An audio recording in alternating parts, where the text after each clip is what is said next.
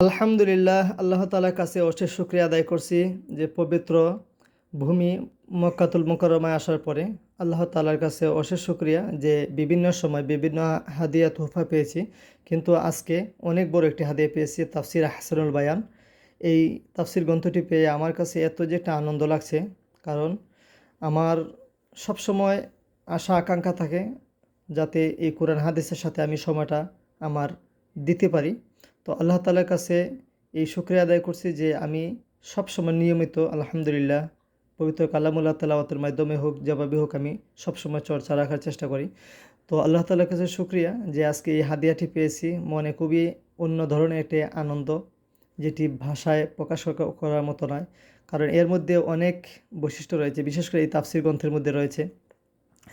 একদিকে রয়েছে আপনার তেলাওয়াত, পবিত্র কোরআনের তেলাওয়াত, পাশাপাশি এক সাইডে রয়েছে তার বঙ্গানুবাদ, বাংলাতে অনুবাদ রয়েছে, নিচে রয়েছে পরিমার্জিত সংক্ষিপ্ত তাফসির।